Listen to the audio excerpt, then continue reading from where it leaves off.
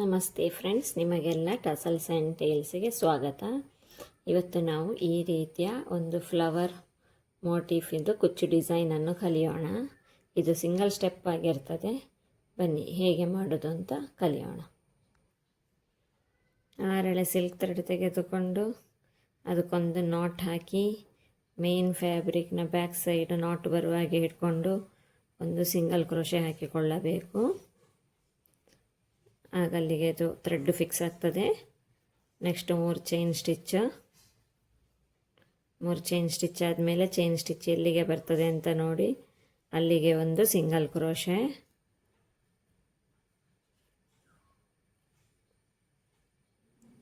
ಇನ್ನು ಇವಾಗ single crochet ಆಯ್ತಲ್ಲ, ಇನ್ನೀಗ 6 ಚೈನ್ ಸ್ಟಿಚ್ ಹಾಕಬೇಕಿಲ್ಲಿ. 3 4 5 6 ಹಾಕಿ ಇಲ್ಲಿ ನಾವು ಫಸ್ಟಿಗೆ ಸಿಂಗಲ್ ಕ್ರೋಶೆ ಮಾಡಿದ್ವಲ್ಲ ಅದರ ಮಿಡಲ್ನಿಂದ ಹಾಕಿ ಇನ್ನೊಂದು ಸಿಂಗಲ್ ಕ್ರೋಶೆ ಮಾಡ್ಕೋಬೇಕು ಈ 6 ಚೈನ್ ಫಿಕ್ಸ್ ಆಗಲಿಕ್ಕೆ.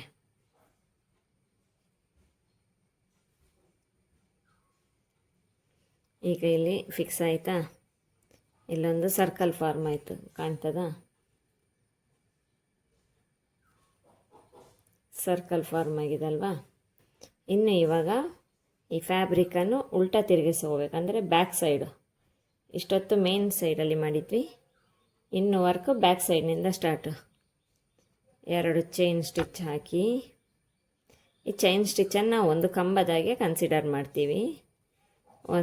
ಇನ್ನೊಂದು 2 ಚೈನ್ ಸ್ಟಿಚ್ ಹಾಕಿದ ಮೇಲೆ ಕ್ರೋಶದ ಮೇಲೆ ನೀಡಲ್ ತಗೊಂಡು ಈ ಸರ್ಕಲ್ನ ಒಳಗಡೆ ಡಬಲ್ ಕ್ರೋಶೆ ಮಾಡಿಕೊಳ್ಬೇಕು. ಒಂದು ಡಬಲ್ ಕ್ರೋಶೆ ಆಯಿತು. ಇದು 2ನೇ ಡಬಲ್ ಕ್ರೋಶೆ. ಒಟ್ಟಿಗೆ 5 ಪೆಟಲ್ಸ್ ಬರ್ತದೆ.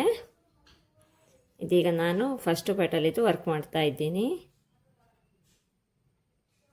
2 ಡಬಲ್ ಕ್ರೋಶೆ ಆಯಿತಾ? 2 ಡಬಲ್ ಕ್ರೋಶೆ ಆದಮೇಲೆ 2 ಚೈನ್ ಹಾಕಿಕೊಂಡು ಇದೇ ಸರ್ಕಲ್ನ ಒಳಗಡೆಗೆ ಒಂದು ಸಿಂಗಲ್ ಕ್ರೋಶೆ ಮಾಡಿಕೊಳ್ಳೋಣ.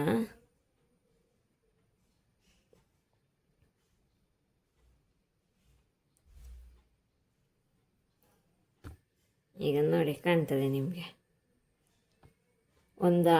ಒಂದು ಪೆಟಲ್ ಆಯಿತು. ಇನ್ನಿವಾಗ ಇನ್ನು 2 ಚೈನ್ ಸ್ಟಿಚ್ ಹಾಕಿಕೊಂಡು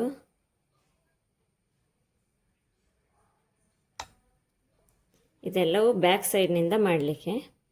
2 ಚೈನ್ ಸ್ಟಿಚ್ ಆದಮೇಲೆ ಇದೇ ಸರ್ಕಲ್ಲಿನ ಒಳಗಡೆಗೆ ಡಬಲ್ ಕ್ರೋಶೆ ಮಾಡಿಕೊಳ್ಬೇಕು. 2 ಡಬಲ್ ಕ್ರೋಶೆ ಮಾಡಿಕೊಳ್ಬೇಕು. ಒಂದಾಯಿತು. ಇದು 2ನೇ ಡಬಲ್ ಕ್ರೋಶೆ.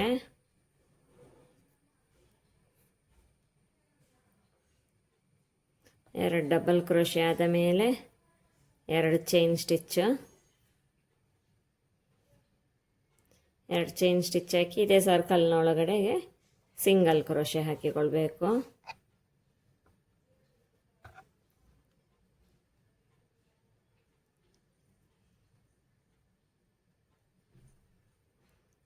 ಎರಡು ಪೆಟಲ್ಸ್ ಫಾರ್ಮ್ ಆಯಿತು, ಕಾಣ್ತದೆ ನಿಮಗಿಲ್ಲಿ.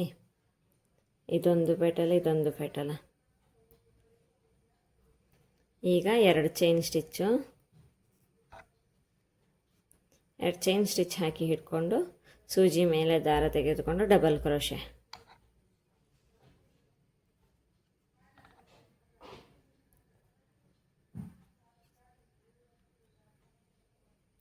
ಒಂದು ಡಬಲ್ ಕ್ರೋಶೆ ಆಯಿತಾ?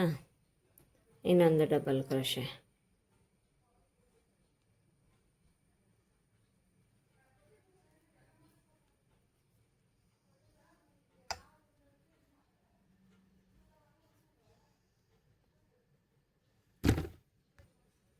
ಎರಡು ಡಬಲ್ ಕ್ರೋಶೆ ಆಗಿದೆ. 2 ಚೈನ್ ಸ್ಟಿಚ್ ಹಾಕಿ ಈ ಸರ್ಕಲ್ನೊಳಗಡೆ ಒಂದು ಸಿಂಗಲ್ ಕ್ರೋಶೆ.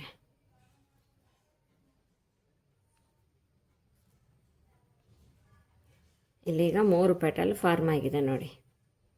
1 2 3. ಈಗ ಈ ತಿರ್ಗಾ 2 ಚೈನ್ ಸ್ಟಿಚ್ಚು. ಒಂದು ನೆನಪಿಟ್ಕೊಳ್ಳಿ, ಇದು ಬಟ್ಟೆಯ ಬ್ಯಾಕ್ ಸೈಡಿಂದನೇ ಮಾಡಲಿಕ್ಕೆ ಈ ಪೆಟಲ್ಸ್ಗಳನ್ನು. ಸೂಜಿ ಮೇಲೆ ದಾರ ತೆಗೆದುಕೊಂಡು ಡಬಲ್ ಕ್ರೋಶೆ,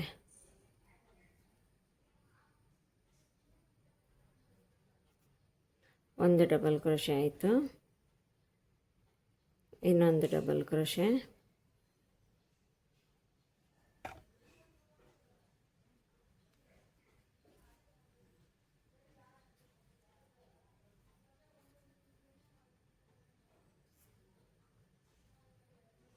ಎರಡು ಡಬಲ್ ಕ್ರೋಶೆ ಆಗಿದೆ. ಎರಡು ಡಬಲ್ ಕ್ರೋಶೆ ಆದ ಮೇಲೆ 2 ಚೈನ್ ಸ್ಟಿಚ್ಚು. ಈ ಸರ್ಕಲ್ನೊಳಗಡೆಗೆ ಸಿಂಗಲ್ ಕ್ರೋಶೆ,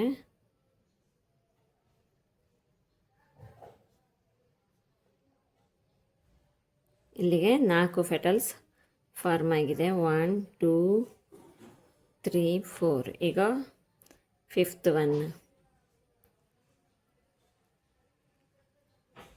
2 ಚೈನ್ ಸ್ಟಿಚ್, ಸೂಜಿ ಮೇಲೆ ದಾರ ತೆಗೆದುಕೊಂಡು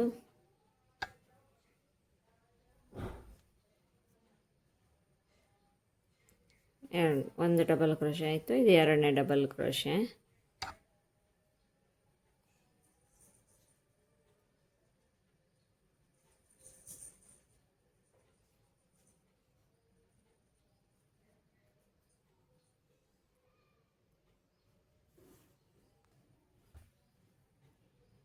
ಎರಡು ಡಬಲ್ ಕ್ರೋಶೆ ಆದ ಮೇಲೆ 2 ಚೈನ್ ಸ್ಟಿಚ್ ಹಾಕಿಕೊಳ್ಳೋಣ.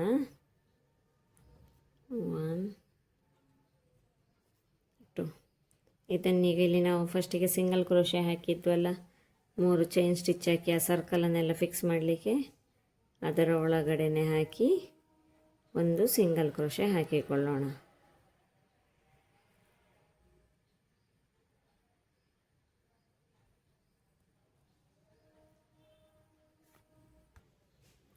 ಸಿಂಗಲ್ ಕ್ರೋಶೆ ಆದ ಮೇಲೆ ವರ್ಕನ್ನು ಸೀದಾ ಮೇನ್ ಫ್ಯಾಬ್ರಿಕ್ನ ಸೈಡಿಗೆ ತಿರುಗಿಸಿಕೊಂಡು ನೋಡಿದರೆ ಫ್ಲವರ್ ಈ ರೀತಿಯಲ್ಲಿ ಕಾಣ್ತದೆ ನೋಡಿ, 5 ಪೆಟಲ್ಸ್ ಬಂದು. ಇನ್ನು ಇದನ್ನು ಬೇಕು ಅಂತಂದರೆ ಇಲ್ಲೊಂದು ಸಿಂಗಲ್ ಕ್ರೋಶೆ ಹಾಕಿ ಫಿಕ್ಸ್ ಮಾಡಿಕೊಳ್ಳೋಣ, ಮೂವ್ ಆಗೋದಾಗೆ.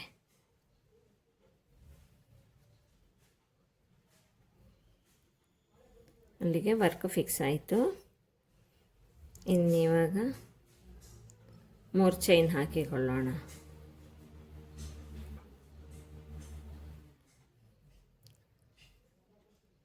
ಇಲ್ಲಿ ಲಾಕ್ ಹಾಕಿಕೊಳ್ಳೋಣ. ವರ್ಕ್ ಎಲ್ಲಿಗೆ ಬರ್ತದೆ ನೋಡಿ ಅಲ್ಲಿಗೆ.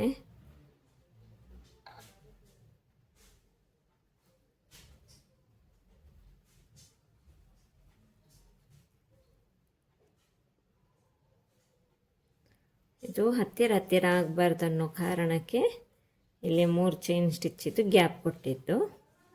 ಇನ್ನು ಕುಚ್ಚು ಹಾಕಲಿಕ್ಕೆ 4 chain stitch ಹಾಕಿಕೊಳ್ಳೋಣ.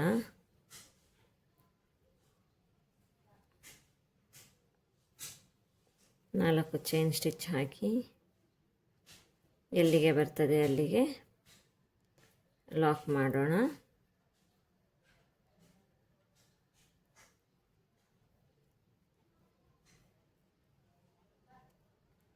ಇನ್ನಿವಾಗ 3 chain stitch.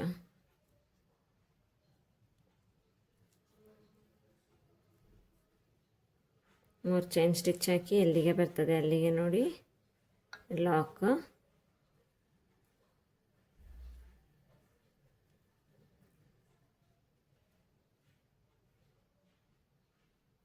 Lock ಆದ ಮೇಲೆ ಇಲ್ಲಿ 6 ಚೈನ್ ಸ್ಟಿಚ್ ಹಾಕಿಕೊಳ್ಬೇಕು.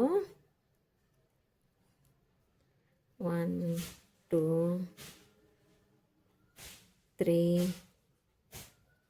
4 5 6 6 ಚೈನ್ ಸ್ಟಿಚ್ ಆದಮೇಲೆ ಇಲ್ಲಿ ನಾವು ಸಿಂಗಲ್ ಕ್ರೋಶೆ ಹಾಕಿ ಲಾಕ್ ಮಾಡಿದ್ವಲ್ಲ ಅದರ ಒಳಗಡೆಗೆ ಹಾಕಿ ಇದನ್ನು ಕೂಡ ನಾವು ಲಾಕ್ ಮಾಡ್ಕೋಬೇಕು ಸಿಂಗಲ್ ಕ್ರೋಶದಲ್ಲಿ. ಈ ರೀತಿ ಬಂದ ಮೇಲೆ ಎರಡರಲ್ಲಿ ಅಂತಂದರೆ ಇಲ್ಲೊಂದು ಸರ್ಕಲ್ ಫಾರ್ಮ್ ಆಯಿತು. ಇನ್ನು ಈ ಬಟ್ಟೆಯನ್ನು ಉಲ್ಟ ತಿರುಗಿಸ್ಕೊಳ್ಳೋಣ. ಅಂದರೆ ರಾಂಗ್ ಸೈಡಿಗೆ ತಿರುಗಿಸಿಕೊಂಡು 2 ಚೈನ್ ಸ್ಟಿಚ್ ಹಾಕಿಕೊಳ್ಳೋಣ. ಚೈನ್ ಸ್ಟಿಚ್ ಹಾಕಿ ಸೂಜಿ ಮೇಲೆ ದಾರ ತೆಗೆದುಕೊಂಡು ಡಬಲ್ ಕ್ರೋಶೆ ಮಾಡಿಕೊಳ್ಳೋಣ. ಇದೇ ರೀತಿಯಲ್ಲಿ ಬರ್ತದೆ ವರ್ಕ್. ಇನ್ನೊಂದು 2 ಡಬಲ್ ಕ್ರೋಶೆ ಹಾಕಿ ಮತ್ತೆ 2 ಚೈನ್ ಸ್ಟಿಚ್ ಹಾಕಿ ಸಿಂಗಲ್ ಕ್ರೋಶೆ ಹಾಕಿದರೆ ಒಂದು ಪೆಟಲ್ ರೆಡಿ ಆಗ್ತದೆ. ಈಗ 2 ಡಬಲ್ ಕ್ರೋಶೆ ಆಯಿತು, 2 ಚೈನ್ ಸ್ಟಿಚ್, ಇಲ್ಲಿಗೆ ಲಾಕ್.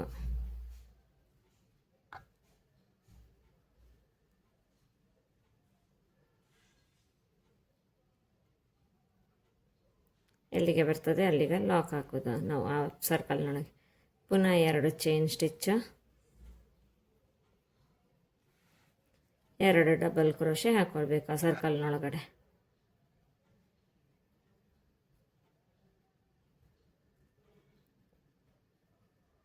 ಒಂದಾಯಿತು, ಇದು 2ನೇ ಆಯಿತು.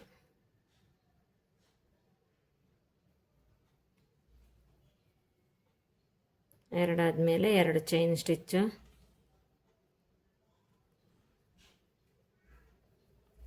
1 ಸಿಂಗಲ್ ಕ್ರೋಶೆ,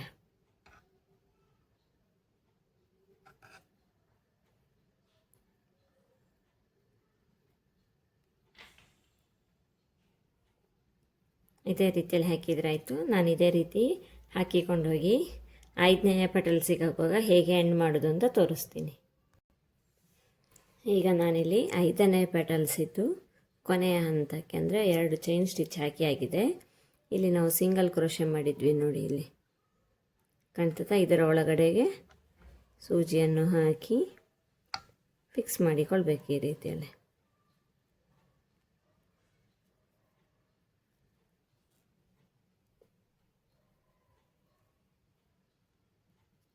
ಈಗ ನಾನು ವರ್ಕ್ ಟರ್ನ್ ಮಾಡಿ ತೋರಿಸ್ತೀನಿ ಹೇಗೆ ಕಾಣ್ತದೆ.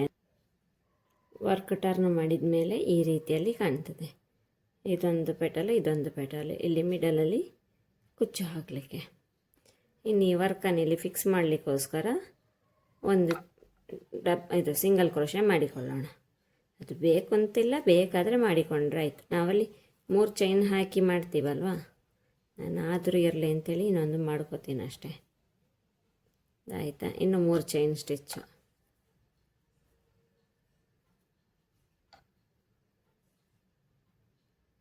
ಎಲ್ಲಿಗೆ ಬರ್ತದೆ ಅಲ್ಲಿಗೆ ಲಾಕ್. ಇದು ಫ್ಯಾಬ್ರಿಕ್ನ ಸೀದಾ ಸೈಡ್ ಬರ್ತದೆ. ಡಬಲ್ ಕ್ರೋಶೆ ಮಾಡುವಾಗ ಮಾತ್ರ ಫ್ಯಾಬ್ರಿಕ್ನ ಬ್ಯಾಕ್ ಸೈಡ್ ಹೋಗೋದು. ಇನ್ನು 4 ಚೈನು ಕುಚ್ಚಾಕಲಿಕ್ಕೆ.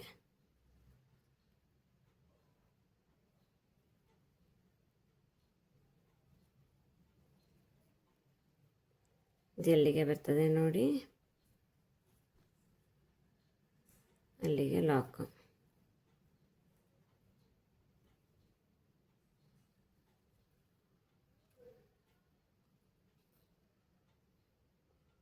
ಇನ್ನು 3 ಚೈನ್ ಸ್ಟಿಚ್,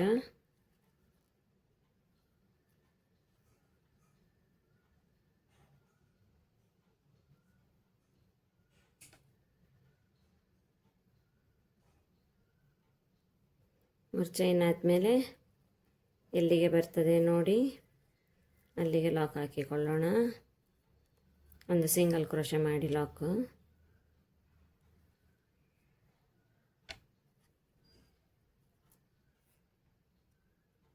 ಇಲ್ಲಿ ಸಿಂಗಲ್ ಕ್ರೋಶೆ ಆಯಿತಾ. ಇನ್ನು 6 ಚೈನ್ ಸ್ಟಿಚ್, 2 3 4 5 6. ಇಲ್ಲಿ ಡಬಲ್ ಕ್ರೋಶೆ ಇಲ್ಲ ಸಾರಿ ಸಿಂಗಲ್ ಕ್ರೋಶೆ ಮಾಡಿದ್ವಲ್ಲ, ಇಲ್ಲಿ ಇದರ ಮಿಡಲಲ್ಲಿ ಹಾಕಿ ಒಂದು ಸಿಂಗಲ್ ಕ್ರೋಶೆ ಮಾಡಿಕೊಂಡು ಲಾಕ್ ಹಾಕಿಕೊಳ್ಳೋದು.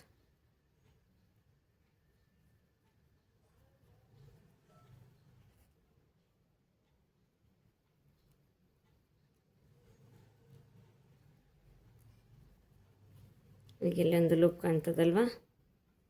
ಇನ್ನು ಇದರೊಳಗೆ ಬಟ್ಟೆಯನ್ನು ಉಲ್ಟಾ ಮಾಡಿ ಡಬಲ್ ಕ್ರೋಶೆ ಹಾಕಿಕೊಳ್ಳೋದು. ನಾನು ವರ್ಕ್ ಲಾಸ್ಟಲ್ಲಿ ಹೇಗೆ ಕಾಣ್ತದೆ ಅಂತ ತೋರಿಸ್ತೀನಿ. 5 ಪೆಟಲ್ಸ್ ಆಗಿ ಚೈನ್ ಸ್ಟಿಚ್ ಹಾಕಿ ಇಟ್ಕೊಂಡಿದ್ದೀನಿ. ಇಲ್ಲಿ ಡಬಲ್ ಕ್ರೋಶೆ ಮಾಡಿದ್ವಲ್ಲ, ಸಿಂಗಲ್ ಕ್ರೋಶೆ ಮಾಡಿ ಫಿಕ್ಸ್ ಮಾಡಿದ್ವಲ್ಲ, ಅದರ ಒಳಗಡೆ ಹಾಕಿ ಇಲ್ಲಿ ಇನ್ನೊಂದು ಸಿಂಗಲ್ ಕ್ರೋಶೆ ಮಾಡಿಕೊಂಡ್ರೆ ಆಯಿತು. ಈ ರೀತಿಯಲ್ಲಿ ಮಾಡಿ ಫಿಕ್ಸ್ ಮಾಡಿಕೊಳ್ಳೋಣ. ನೋಡಿದ್ರಲ್ಲ ಫ್ರೆಂಡ್ಸ್, ಈ ರೀತಿಯಲ್ಲಿ ವರ್ಕ್ ಕಾಣಿಸ್ತದೆ. ಸಣ್ಣ ಸಣ್ಣ ಫ್ಲವರ್ ಬಂದುಬಿಟ್ಟು ನೋಡಿ ಈ ರೀತಿಯಲ್ಲಿ. ಇನ್ನು ಇದನ್ನು ಲಾಸ್ಟಿಗೆ ಇಲ್ಲೊಂದು ಸಿಂಗಲ್ ಕ್ರೋಶೆ ಹಾಕಿ ಫಿಕ್ಸ್ ಮಾಡಿಕೊಳ್ಳೋಣ.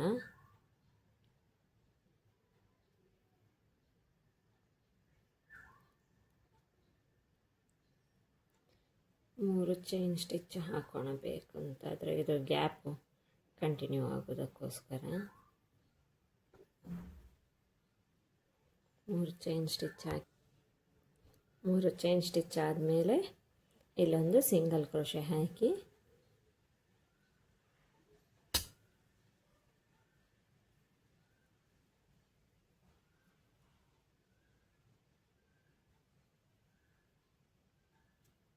ಇನ್ನೊಂದು ಚೈನ್ ಸ್ಟಿಚ್ ಹಾಕಿ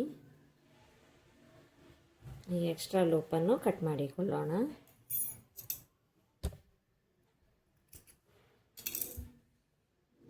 ಈ ರೀತಿ ಇದನ್ನು ಇಲ್ಲಿ ಹೀಗೆ ಇಟ್ಕೊಂಡು ಎಳೆದ್ರೆ ನಾಟ್ ಆಗ್ತದೆ. ವರ್ಕ್ ಈ ರೀತಿಯಲ್ಲಿ ಕಾಣ್ತದೆ. ಇನ್ನು ಇದಕ್ಕೆ ಟಸಲ್ಸ್ ಮತ್ತು ಬೀಡ್ಸ್ ಹಾಕಿ ಹೇಗೆ ಕಾಣ್ತದೆ ಅಂತ ತೋರಿಸ್ತೀನಿ. ನೋಡಿದ್ರಲ್ಲ ಫ್ರೆಂಡ್ಸ್, ಪೂರ್ತಿ ವರ್ಕ್ ಫಿನಿಶ್ ಆದಮೇಲೆ ಕುಚ್ಚು ಹಾಕಿ ಬೀಡ್ಸ್ ಹಾಕಿದ ಮೇಲೆ ವರ್ಕ್ ಈ ರೀತಿಯಲ್ಲಿ ಕಾಣ್ತದೆ. ನಿಮ್ಗೆ ಇಷ್ಟ ಆದರೆ ಒಂದು ಲೈಕ್ ಮಾಡಿ ಫ್ರೆಂಡ್ಸ್. Thank you. ಪೂರ್ತಿ ಫಿನಿಶ್ ಆದ ಮೇಲೆ ವರ್ಕ್ ಈ ರೀತಿಯಲ್ಲಿದೆ. ನಿಮ್ಗೆ ಇಷ್ಟ ಆಯಿತಾ? ಇಷ್ಟ ಆದರೆ ಒಂದು ಲೈಕ್, ಸಬ್ಸ್ಕ್ರೈಬ್, ಕಮೆಂಟ್ ಮಾಡಿ. Thank you. ಬಾಯ್.